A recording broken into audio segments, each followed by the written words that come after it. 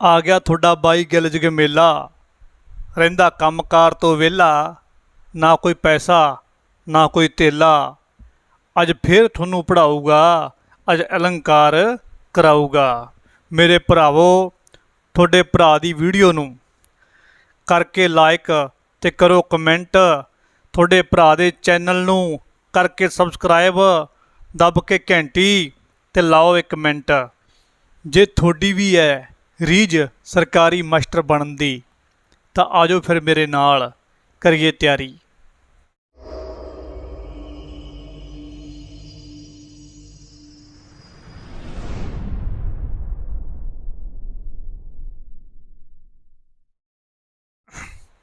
हाँ जी प्यारे विद्यार्थियों, सारिਆਂ ਨੂੰ ਤੁਹਾਡੇ ਬਾਈ ਵੱਲੋਂ ਸਤਿ ਸ਼੍ਰੀ ਅਕਾਲ।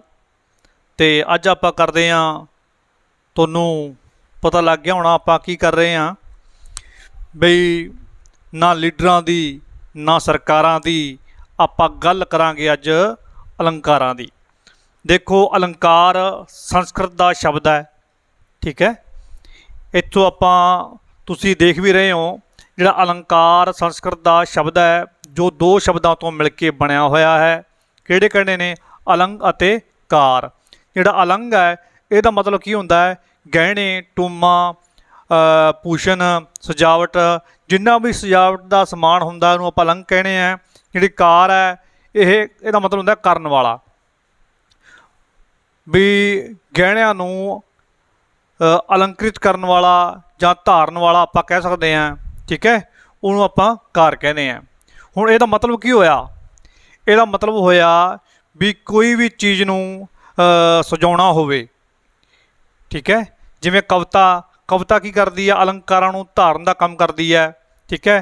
उहदी सजावट हुंदी है अलंकारां दे नाल, कविता दी चमत्कार पैदा किया जाता कविता दे विच, ठीक है। तां करके अलंकारां दा बहुत वड्डा महत्व है। हुण गल करदे आं आपां इहदे शाब्दिक अर्थ दा मतलब की है भी अलंकार दा शाब्दिक अर्थ है गहणे जेवर आभूषण टूंबा भी लिखिया कई थावां ते, टूमा सजावट सोच श्रृंगार तो लिया जाता है। हुण जिहड़े कई जिहड़े विद्वान आ साडे सिरड़ी योधे ने जिन्हां ने अलंकारां बारे लिखिया, उन्हां दीयां परिभाषावां असीं चार पंज मैं तुहानूं दस रहा, क्योंकि सानूं पता लग चुकिया है भी पिछले जिहड़े पेपर एग्जाम जिहड़े आए ने उन्हां दे विच जिहड़ा जिहड़ियां परिभाषावां ने उन्हां दा बहुत वड्डा महत्व है। इहदा असीं संताप हंडा चुके हैं जिहड़े जिन्हां वीरां दा हजे तक सिलेक्शन नहीं होया, क्योंकि बहुत सारियां एग्जाम दे विच अजकल जिहड़ियां डेफिनेशन ने परिभाषावां ने वो आ रही ने, ठीक है। सब तो पहला जिहड़ा साडा आचार्य भामा आचार्य जिहड़ा हैगा साडा, ये की कहता है अलंकार कविता के श्रृंगार लई बहुत जरूरी है। सिंपल जी गल कही ने, ठीक है। फिर की कहता है? दंडी की कहता है? आचार्य दंडी कहता है भी कविता की शोभा वधाउण वाले तत्त नूं अलंकार कहा जाता है। भामा ने तो कहा सीगा भी अलंकार कविता के श्रृंगार लई जरूरी है। ये की कहता है? कविता की शोभा वधाउण लई वाले तत्त नूं अलंकार कहा जाता है। कविता तत्त है भी जिवें आपां छंद अलंकार होए ते काव्य भाषा शैली, यह कविता के तत्त ने, उन्हां विचों आपां कर रहे हैं। वामन ने की कहा सीगा? अलंकार करके ही कविता ग्रहण करन योग हुंदी है। कविता विच सौंदर्य का ना ही की है अलंकार है। कि कौन कहता है? आचार्य वामन कहता है। फिर प्रोफैसर करतार सिंह अपनी नवीन पंजाबी पिंगल विच की कहता? वो अलंकारां दी वरतों, बहुत सोहनी परिभाषा है प्रोफैसर करतार सिंह दी। अलंकारां दी वरतों सियाणप नाल करनी चाहिदी है, क्योंकि इन्हां बिना लिखत फिक्की जी हुंदी है, फिक्की जी जापदी है, ठीक है। तो हुण तुसीं जिवें हजे दो नाम आए ने साडे कोले, आचार्य भामा ते आचार्य दंडी। हुण इन्हां ने सब तो पहला तो जिहड़ा आचार्य भामा है इन्हें कविकारां नूं कविता की आत्मा कहा। बहुत सारे जिहड़े कवि है आचार्य है वो रस नूं कविता की आत्मा कहते हैं, पर आचार्य भामा ते दंडी ये की कहते हैं? अलंकारां नूं ये की कहते? अलंकार कविता दी आत्मा है। कौन कौन कहते? ਇੱਕ ਤਾਂ ਬਾਮਾ ਤੇ ਇੱਕ ਡੰਡੀ। ठीक है,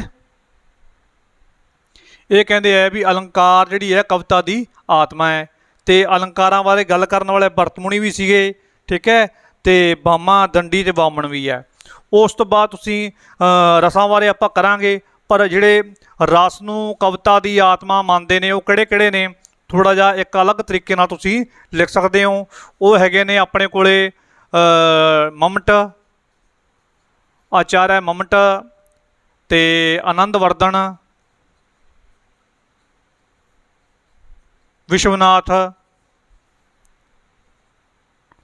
ਇਹ ਜਿਹੜੇ ਆਚਾਰਿਆ ਨੇ ਇਹ ਰਸ ਨੂੰ ਕਵਿਤਾ ਦੀ ਆਤਮਾ ਮੰਨਦੇ ਹਨ। ਹੁਣ ਆਪਾਂ ਅੱਗੇ ਕਰਦੇ ਹਾਂ अलंकारां ਬਾਰੇ। ठीक है, अलंकार किन्ने प्रकार ਦੇ ਹੁੰਦੇ ਨੇ। ठीक है, ਇਹੋ ਜਿਹੇ ਪ੍ਰਸ਼ਨ ਸਾਡੇ ਪ੍ਰੀਖਿਆ ਵਿੱਚ ਆ ਜਾਂਦੇ ਨੇ। ਵੀ ਇਹਦੇ ਸਾਰਾ ਨਿਚੋੜ ਕੀ ਕੱਢਿਆ ਹੈ ਵੀ अलंकार ਕਵਿਤਾ ਦੇ ਗਹਿਣੇ ਹਨ।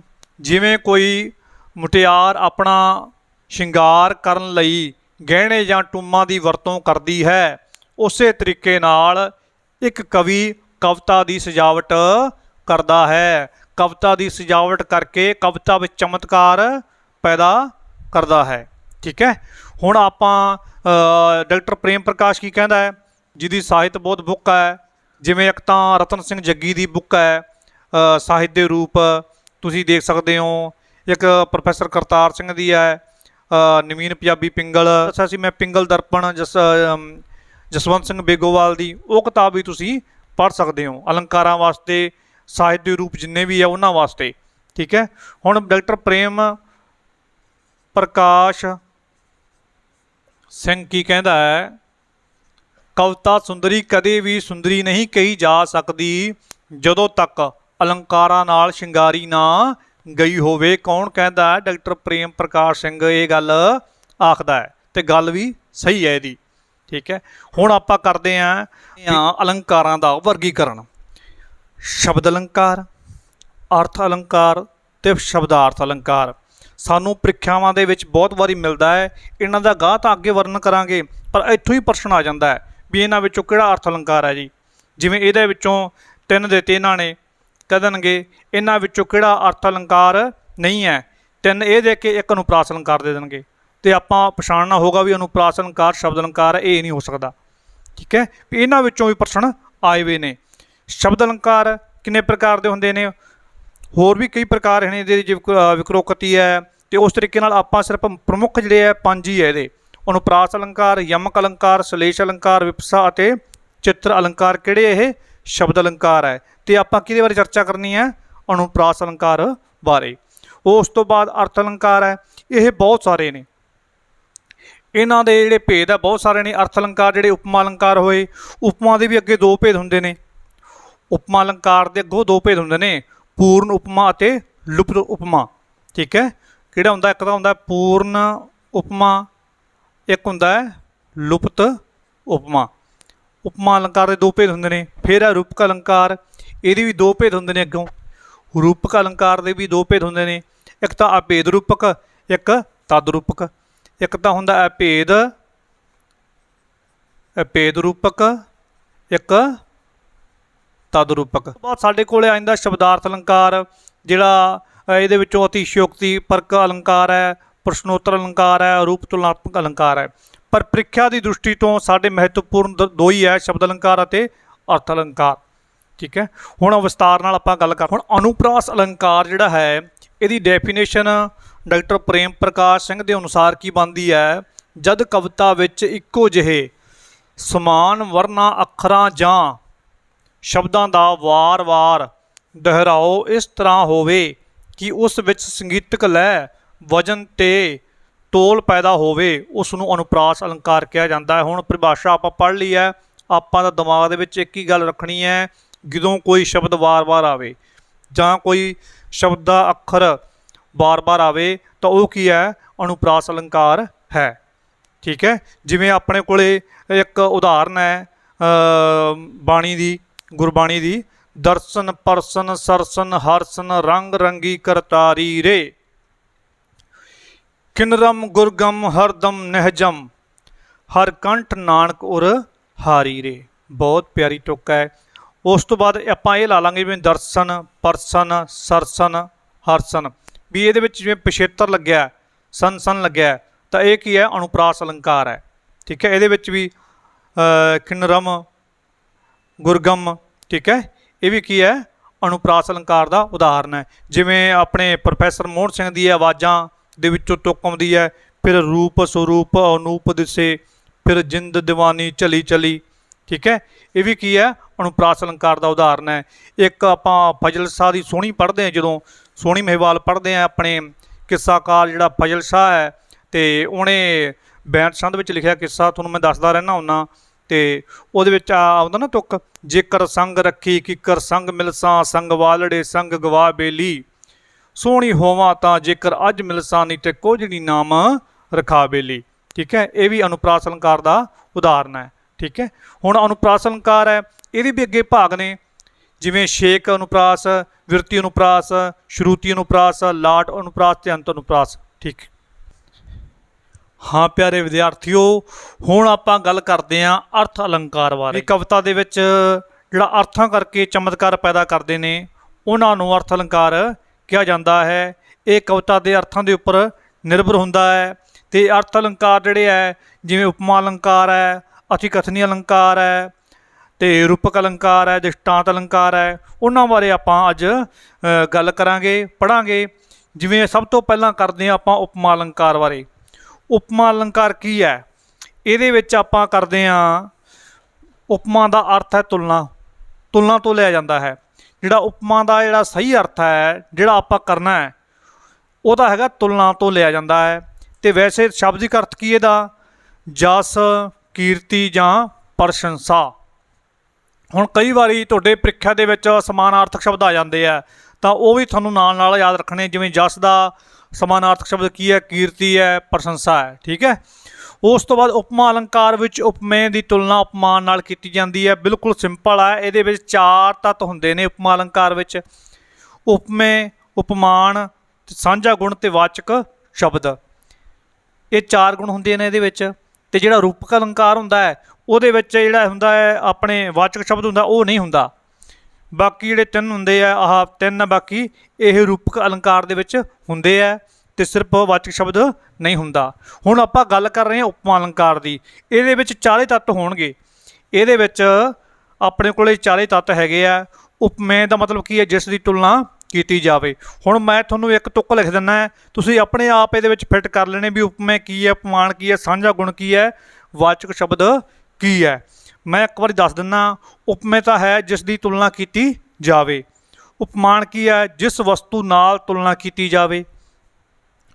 ਸਾਂਝਾ ਗੁਣ ਕੀ ਹੈ? ਉਪਮੇ ਅਤੇ ਉਪਮਾਨ ਦਾ ਸਾਂਝਾ ਗੁਣ। ਵਾਚਕ ਸ਼ਬਦ ਕੀ ਹੈ? ਵਰਗਾ, ਵਾਂਗੂ, ਜਿਉਂ, ਜਿਸ ਤਰ੍ਹਾਂ, ਉਸ ਦਾ, ਮੁਖੜਾ, ਚੰਦ ਵਰਗਾ,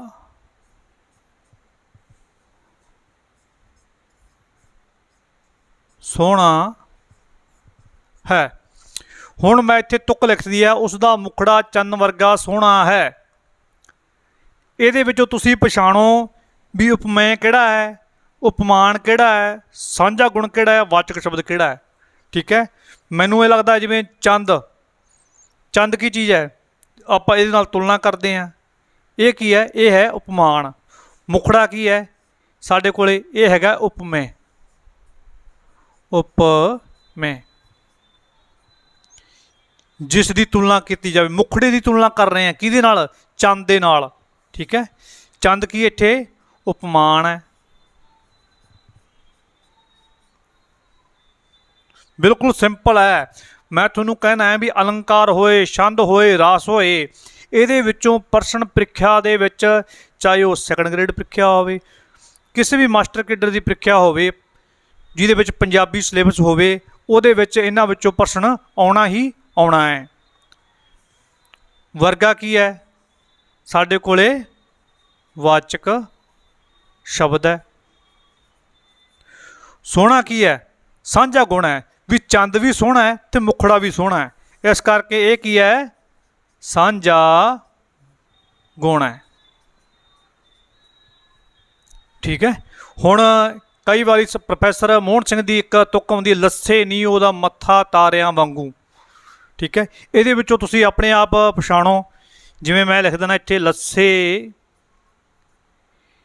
ਨੀ ਉਹਦਾ ਮੱਥਾ ਤਾਰਿਆਂ ਵਾਂਗੂ। ਹੁਣ ਪਛਾਣੋ ਬਈ,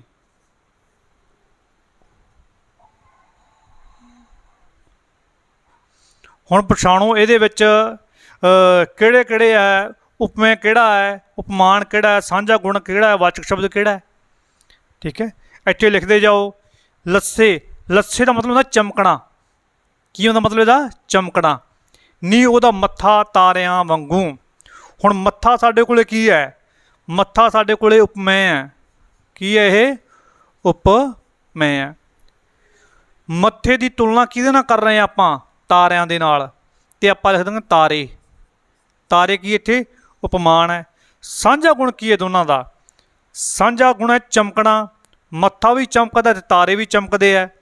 ਤੇ ਇਹ ਕੀ ਹੈ? ਲੱਸੇ। ਵਾਚਕ ਸ਼ਬਦ ਕਿਹੜਾ ਹੈ? ਆਹ ਪਿਆ ਵਾਂਗੂ। ਠੀਕ ਹੈ, ਕਰ ਲਓਗੇ ਪ੍ਰੀਖਿਆ ਦੇ ਵਿੱਚ।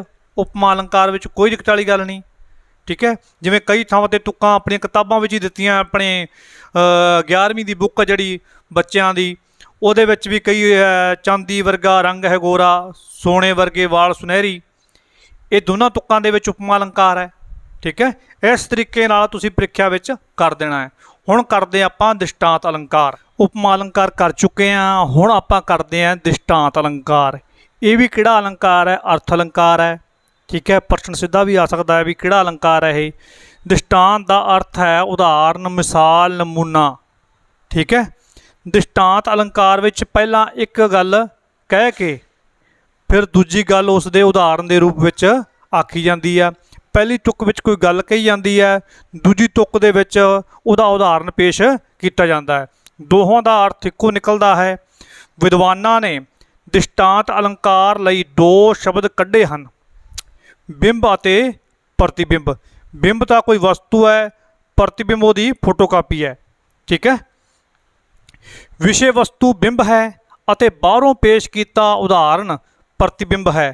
ਕਵਿਤਾ ਦੀ ਇੱਕ ਤੁਕ ਵਿੱਚ ਬਿੰਬ ਮੌਜੂਦ ਰਹਿੰਦਾ ਹੈ ਅਤੇ ਅਗਲੀ ਤੁਕ ਵਿੱਚ ਪ੍ਰਤੀਬਿੰਬ ਹੁੰਦਾ ਹੈ। ਪ੍ਰਤੀਬਿੰਬ ਦਾ ਅਰਥ ਪਰਛਾਵਾਂ ਹੈ। ਹੁਣ ਆਪਣੇ ਕੋਲੇ ਇੱਕ ਤੁਕ ਹੈ, ਦੋ ਤੁਕਾਂ ਨੇ। ਜਿਵੇਂ ਪਹਿਲੀ ਤੁਕ ਵਿੱਚ ਕੀ ਹੈ? ਕਬੀਰ ਮਾਨੁਖ ਜਨਮ ਦੁਲੰਭ ਹੈ, ਹੋਤ ਨਾ ਬਾਰੰਬਾਰ, ਜਿਉਂ ਬਨ ਫਲ ਪਾਕੈ ਬੂਏ ਗਿਰੈ, ਬਹੁਰ ਨਾ ਲਾਗੈ ਡਾਰ। ਹੁਣ ਆਪਣੇ ਕੋਲੇ ਪਹਿਲੀ ਜਿਹੜੀ ਤੁਕ ਹੈ, ਆ ਆਪਣੇ ਕੋਲੇ ਕੀ ਹੈ? ਬਿੰਬ ਹੈ, ਇੱਕ ਬਿੰਬ ਹੈ। ਹੁਣ ਆ ਕੀ ਆਪਣੇ ਕੋਲੇ? ਪ੍ਰਤੀਬਿੰਬ ਹੈ। ਠੀਕ ਹੈ, ਪ੍ਰਤੀਬਿੰਬ ਹੈ। ਹੁਣ ਦੇਖੋ ਕਬੀਰ ਜੀ ਨੇ ਕਿੰਨੀ ਸੋਹਣੀ ਗੱਲ ਕਹੀ ਹੈ, ਪਰ ਅਸੀਂ ਫਿਰ ਵੀ ਨਹੀਂ ਸਮਝਦੇ। ਠੀਕ ਹੈ, ਵੀ ਜਿਹੜਾ ਮਨੁੱਖ ਦਾ ਜਿਹੜਾ ਜਨਮ ਹੈ ਇਹ ਬਹੁਤ ਹੀ ਦੁਰਲੱਭ ਦਾ ਮਤਲਬ ਹੈ ਵੀ ਬਹੁਤ ਮੁਸ਼ਕਲ ਨਾਲ ਮਿਲਦਾ ਇਨਸਾਨ ਨੂੰ। ਜਿਸ ਤਰੀਕੇ ਨਾਲ ਕੋਈ ਵਰਕਸ਼ 'ਤੇ ਫਲ ਪੱਕ ਜਾਂਦਾ ਹੈ, ਉਹ ਉਹਦੇ ਟਾਹਣੇ ਤੋਂ ਥੱਲੇ ਡਿੱਗ ਪੈਂਦਾ ਹੈ ਤਾਂ ਦੁਬਾਰਾ ਫਲ ਵਰਕਸ਼ ਨਾਲ ਨਹੀਂ ਲੱਗਦਾ, ਦੁਬਾਰਾ ਉਹ ਕੋਈ ਵੀ ਫਲ ਪੇੜ ਨਾਲ ਨਹੀਂ ਲੱਗਦਾ। ਉਸੇ ਤਰੀਕੇ ਨਾਲ ਜਦੋਂ ਬੰਦਾ ਇੱਥੋਂ ਦੁਨੀਆ ਤੋਂ ਚਲਾ ਜਾਂਦਾ ਹੈ, ਦੁਬਾਰਾ ਦੁਨੀਆ 'ਤੇ ਇਹ ਵਾਪਸ ਨਹੀਂ ਆਉਂਦਾ। ਇਸ ਕਰਕੇ ਸਾਨੂੰ ਜਿਹੜਾ ਜਨਮ ਮਿਲਿਆ ਇਹਨੂੰ ਸਾਨੂੰ ਸੰਭਾਲ ਕੇ ਰੱਖਣਾ ਚਾਹੀਦਾ ਹੈ। ਸਾਨੂੰ ਇਸ ਤੁਕ ਤੋਂ ਸੋਝੀ ਮਿਲਦੀ ਹੈ। ਜਿਵੇਂ ਭਾਈ ਗੁਰਦਾਸ ਜੀ ਨੇ ਤੁਕ ਵਰਤੀ ਸੀਗੀ ਗੁਰੂ ਨਾਨਕ ਦੇਵ ਜੀ ਵਾਸਤੇ ਆਪਣੀਆਂ ਵਾਰਾਂ ਦੇ ਵਿੱਚ, ਵੀ ਸਤਿਗੁਰੂ ਨਾਨਕ ਪ੍ਰਗਟਿਆ ਮਿੱਟੀ ਧੁੰਦ ਜਗ ਚਾਨਣ ਹੋਵਾ, ਜਿਉਂ ਕਰ ਸੂਰਜ ਨਿਕਲਿਆ ਤਾਰੇ ਛਪੇ ਅੰਧੇਰ ਪਲੋਆ। ਬਹੁਤ ਸੋਹਣੀ ਤੁਕ ਹੈ। ਵੀ ਜਦੋਂ ਗੁਰੂ ਨਾਨਕ ਦੇਵ ਜੀ ਦਾ ਜਨਮ ਹੋਇਆ ਉਸ ਸਮੇਂ ਅੰਧ ਵਿਸ਼ਵਾਸ ਦਾ ਬਹੁਤ ਸਾਰਾ ਜਿਹੜਾ ਧੁੰਦ ਛਾਈ ਹੋਈ ਸੀ ਅੰਧ ਵਿਸ਼ਵਾਸ ਦੀ। ਪਰ ਜਦੋਂ ਗੁਰੂ ਨਾਨਕ ਦੇਵ ਜੀ ਜਨਮ ਹੋਇਆ ਉਦੋਂ ਉਹਨਾਂ ਦੇ ਆਗਮਨ ਦੇ ਨਾਲ ਜਿਸ ਤਰੀਕੇ ਨਾਲ ਸੂਰਜ ਦੇ ਚੜ੍ਹਨ ਨਾਲ ਤਾਰੇ ਆਪਾਂ ਨੂੰ ਦਿਖਾਈ ਨਹੀਂ ਦਿੰਦੇ, ਉਸ ਤਰੀਕੇ ਨਾਲ ਅੰਧ ਵਿਸ਼ਵਾਸ ਦੀ ਜਿਹੜੀ ਧੁੰਦ ਸੀ ਉਹ ਦੂਰ ਹੋ ਗਈ ਹੈ। ਹੋਰ ਬਹੁਤ ਸਾਰੇ ਉਦਾਹਰਨ ਹੈ, ਬਾਣੀ ਵਿੱਚੋਂ ਵੀ ਲਏ ਜਾਂਦੇ ਆ। ਠੀਕ ਹੈ, ਅਤੇ ਤੁਸੀਂ ਇਹ ਪ੍ਰੀਖਿਆ ਦੇ ਵਿੱਚ ਤੁਸੀਂ ਇਹ ਕਰ ਦੇਣਾ ਇਸ ਤਰੀਕੇ ਨਾਲ ਕੋਈ ਤੁਕਾਂ ਆਉਂਦੀਆਂ ਹੋਣ। ਠੀਕ ਹੈ, ਹੁਣ ਆਪਾਂ ਕਰਦੇ ਹਾਂ ਅਤਿਕਥਨੀ ਅਲੰਕਾਰ। ਹੁਣ ਆਪਾਂ ਕਰਦੇ ਹਾਂ ਅਤਿਕਥਨੀ ਅਲੰਕਾਰ। ਇਹ ਵੀ ਕੀ ਹੈ? ਅਰਥ ਅਲੰਕਾਰ ਹੈ। ਕਿਸੇ ਵੀ ਗੱਲ ਨੂੰ ਵਧਾ ਚੜਾ ਕੇ ਕਹਿਣਾ, ਮਸਾਲਾ ਲਾ ਕੇ ਕਹਿ ਦੇਣਾ। ਠੀਕ ਹੈ, ਇਹ ਸਾਡੇ ਵਿੱਚ ਮਨੁੱਖ ਪ੍ਰਜਾਤੀ ਵਿੱਚ ਰੱਬ ਦਾ ਬਹੁਤ ਵੱਡੀ ਦੇਣ ਹੈ ਕਿ ਨਿੱਕੀ ਜਿਹੀ ਗੱਲ ਹੁੰਦੀ ਹੈ, ਉਸ ਗੱਲ ਨੂੰ ਦੂਜੇ ਕੋਲੇ ਜਾ ਕੇ ਅਸੀਂ ਬਹੁਤ ਹੀ ਵਧਾ ਚੜਾ ਕੇ ਗੱਪਾਂ ਮਾਰ ਕੇ ਅਗਲੇ ਨੂੰ ਦੱਸਦੇ ਹਾਂ। ਠੀਕ ਹੈ, ਉਸੇ ਤਰੀਕੇ ਨਾਲ ਜਿਵੇਂ ਇਹ ਅਤਿਕਥਨੀ ਦਾ ਅਰਥ ਹੈ ਅਤਿਅੰਤ ਵਧਾ ਚੜਾ ਕੇ ਕਥਨ ਕਰਨਾ, ਗੱਲ ਨੂੰ ਬੇਹਿਸਾਬਾ ਵਧਾਉਣਾ ਜਾਂ ਕੋਲੋਂ ਮਸਾਲਾ ਲਾ ਕੇ ਬਿਆਨ ਕਰਨਾ। ਅਤਿਕਥਨੀ ਨੂੰ ਅਤਿਯੁਕਤੀ ਵੀ ਕਿਹਾ ਜਾਂਦਾ ਹੈ। ਅਤਿਕਥਨੀ ਅਲੰਕਾਰ ਦੀ ਸਿਰਜਣਾ ਕਰਨ ਦਾ ਉਦੇਸ਼ ਇੱਕ ਚਮਤਕਾਰ ਪੈਦਾ ਕਰਨਾ ਹੈ। ਸਾਰੇ ਵੀ ਅਲੰਕਾਰ ਹੈ ਜਿਹੜੇ ਇਹ ਕਵਿਤਾ ਵਿੱਚ ਚਮਤਕਾਰ ਹੀ ਪੈਦਾ ਕਰਦੇ ਹੈ। ਠੀਕ ਹੈ, ਹੁਣ ਇੱਕ ਆਪਣੇ ਕੋਲ ਇੱਕ ਉਦਾਹਰਨ ਹੈ ਵੀ ਇਹ ਜਿਹੜੀ ਤੁਕ ਹੈ ਇਹ ਪ੍ਰੋਫੈਸਰ ਮੋਹਨ ਸਿੰਘ ਦੀ ਹੈ। ਪ੍ਰੋਫੈਸਰ ਮੋਹਨ ਸਿੰਘ ਦੀ ਅਨਾਰਕਲੀ ਕਵਿਤਾ ਵਿੱਚੋਂ ਲਈ ਗਈ ਤੁਕ ਹੈ। ਉਹਨਾਂ ਨੇ ਜਦੋਂ ਲਾਹੌਰ ਵਿੱਚ ਅਨਾਰਕਲੀ ਦੀ ਕਬਰ 'ਤੇ ਜਾ ਕੇ ਉਹਨਾਂ ਨੇ ਵੇਖਿਆ ਅਤੇ ਉਸ ਸਮੇਂ ਇਹਨਾਂ ਨੇ ਇਹ ਬੰਧ ਲਿਖਿਆ ਸੀਗਾ ਵੀ ਜੇ ਤੂੰ ਗਲ ਵਿੱਚ ਫੁੱਲਾਂ ਦਾ ਹਾਰ ਪਾਇਆ, ਤੇਰੇ ਲੱਕ ਨੂੰ ਪਏ ਕੜਵੱਲ ਮੁਈਏ, ਜੇ ਤੂੰ ਹੱਥਾਂ ਦੇ ਪੈਰਾਂ ਨੂੰ ਲਾਈ ਮਹਿੰਦੀ, ਭਾਰ ਨਾਲ ਤੂੰ ਸਕੀ ਨਾ ਹੱਲ ਮੁਈਏ। ਠੀਕ ਹੈ, ਇੱਥੇ ਕੀ ਹੈ ਵੀ ਕੋਈ ਕਿਸੇ ਦੇ ਗਲ ਵਿੱਚ ਹਾਰ ਪਾਉਣ ਦੇ ਨਾਲ ਉਹਦੇ ਲੱਕ ਵਿੱਚ ਕੜਵੱਲ ਪੈ ਜਾਣ, ਇਹ ਨਹੀਂ ਹੋ ਸਕਦਾ। ਠੀਕ ਹੈ, ਕਿਸੇ ਦੇ ਕੋਈ ਇੰਨਾ ਵੀ ਨਹੀਂ ਹੌਲਾ ਹੁੰਦਾ ਕਿ ਉਹ ਮਹਿੰਦੀ ਲਾਏ ਨਾਲ ਹੀ ਉਹ ਮਹਿੰਦੀ ਦਾ ਭਾਰ ਹੀ ਨਾ ਸਹਿਣ ਕਰ ਸਕੇ। ਇੱਥੇ ਕਵੀ ਨੇ ਪ੍ਰੋਫੈਸਰ ਮੋਹਨ ਸਿੰਘ ਨੇ ਅਨਾਰਕਲੀ ਦੀ ਕਵਿਤਾ ਲਿਖਣ ਵੇਲੇ ਅਤਿਕਥਨੀ ਅਲੰਕਾਰ ਦੀ ਵਰਤੋਂ ਕੀਤੀ ਹੈ। ਠੀਕ ਹੈ ਜੀ, ਅਤੇ ਆਪਾਂ ਨੂੰ ਸਾਰਿਆਂ ਨੂੰ ਪਤਾ ਹੀ ਹੈ ਵੀ ਪ੍ਰੋਫੈਸਰ ਮੋਹਨ ਸਿੰਘ ਦੇ ਜਿਹੜਾ ਪਹਿਲਾ ਕਾਵਿ ਸੰਗ੍ਰਹਿ ਸੀਗਾ ਉਹ 4 ਹੰਝੂ ਸੀਗਾ। ਉਹਦੇ ਵਿੱਚ 4 ਕਵਿਤਾ ਸੀਗੀਆਂ, ਰੱਬ, ਹੰਝੂ, ਅਨਾਰਕਲੀ ਅਤੇ ਬਸੰਤ। ਬਸੰਤ ਇਹਦੀ ਘਰਵਾਲੀ ਸੀਗੀ ਅਤੇ ਜਿਹਦੇ ਕਾਰਨ ਇਹ ਸ਼ਾਇਰ ਬਣਿਆ, ਜਿਹਦੇ ਵਿੱਚ ਇੱਕ ਤੁਕ ਵੀ ਲਿਖਦਾ ਹੈ, ਮੋਹਣ ਕਿੰਝ ਬਣਦਾ ਤੂੰ ਸ਼ਾਇਰ ਜੇ ਮੈਂ ਨਾ ਮਰਦੀ। ਅਤੇ ਆਪਾਂ ਕਹਿ ਸਕਦੇ ਹਾਂ ਵੀ ਜਿਹੜਾ ਅਤਿਕਥਨੀ ਅਲੰਕਾਰ ਦਾ ਸਭ ਤੋਂ ਜ਼ਿਆਦਾ ਵਰਤੋਂ ਹਾਸ਼ਮ ਦੇ ਸੱਸੀ ਪੁੰਨੂ ਦੇ ਕਿੱਸੇ ਵਿੱਚ ਮਿਲਦੀ ਹੈ, ਜਿਹੜਾ ਦਵਈਆ ਛੰਦ ਵਿੱਚ ਲਿਖਿਆ ਗਿਆ ਹੈ। ਅਤੇ ਆਪਾਂ ਨੂੰ ਇੱਥੇ ਪੀਲੂ ਦੇ ਮਿਰਜ਼ੇ ਸਾਹਿਬਾਂ ਦੇ ਵਿੱਚ ਵੀ ਆਪਾਂ ਨੂੰ ਅਤਿਕਥਨੀ ਅਲੰਕਾਰ ਦੇਖਣ ਨੂੰ ਮਿਲਦਾ ਹੈ। ਅਤੇ ਪਿਆਰੇ ਵਿਦਿਆਰਥੀਓ, ਇਹਨਾਂ ਅਲੰਕਾਰਾਂ ਦੇ ਵਿੱਚੋਂ ਕਿਤੇ ਵੀ ਪ੍ਰਸ਼ਨ ਆ ਜਾਂਦਾ ਹੈ, ਮੇਰਾ ਮੰਤਵ ਇਹੀ ਹੈ ਕਿ ਤੁਸੀਂ ਇਹਨਾਂ ਵਿੱਚੋਂ ਤੁਕਾਂ ਹੋਰ ਆ ਸਕਦੀਆਂ। ਅਗਰ ਤੁਹਾਨੂੰ ਇਹਦੀ ਥੋੜ੍ਹੀ ਪਤਾ ਅਲੰਕਾਰਾਂ ਦੀ, ਤੁਸੀਂ ਕਰ ਸਕਦੇ ਹੋ। ਪਿਆਰੇ ਵਿਦਿਆਰਥੀਓ, ਤੁਸੀਂ ਅਲੰਕਾਰ ਸਾਰੇ ਕਰ ਲੈਣੇ ਸਾਰਿਆਂ ਨੇ ਵਧੀਆ ਤਰੀਕੇ ਨਾਲ। ਪਹਿਲਾਂ ਜਿਹੜੀਆਂ ਵੀਡੀਓ ਮੈਂ ਪਾ ਚੁੱਕਿਆ ਆਪਣੇ ਧੁਨੀਆਂ ਵਾਲੀਆਂ, ਵਾਕਬੋਧ ਵਾਲੀ, ਅਲਪ੍ਰਾਣ ਮਹਾਪ੍ਰਾਣ ਧੁਨੀਆਂ, ਖੰਡੀ ਧੁਨੀਆਂ, ਪਾਰਖੰਡੀ ਧੁਨੀਆਂ, ਤੁਸੀਂ ਇਹ ਸਾਰੀਆਂ ਵੇਖ ਲੈਣੀਆਂ।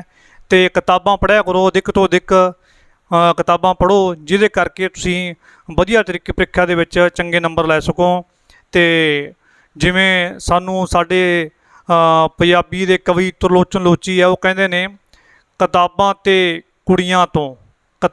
ਕੁੜੀਆਂ ਤੋਂ ਸੱਖਣੇ ਜੋ ਘਰ ਨੇ, ਉਹ ਕਰਕਾ ਦੇ ਘਰ ਨੇ, ਉਹ ਦਰਕਾ ਦੇ ਦਰ ਨੇ। ਕਿਤਾਬਾਂ ਦੀ ਦੁਨੀਆ ਤੋਂ ਰੱਖਦੇ ਜੋ ਦੂਰੀ, ਉਹ ਕਿੱਦਾਂ ਨੇ ਜਿਉਂਦੇ, ਉਹ ਕੈਸੇ ਬਸ਼ਰ ਨੇ। ਉਹ ਲੋਕ ਕਿਸ ਤਰੀਕੇ ਨਾਲ ਜਿਉਂਦੇ ਨੇ ਜਿਹੜੇ ਕਿਤਾਬਾਂ ਨਹੀਂ ਪੜ੍ਹਦੇ। ਤਦ ਤੱਕ ਲਈ ਸਾਰਿਆਂ ਨੂੰ ਸਤਿ ਸ਼੍ਰੀ ਅਕਾਲ।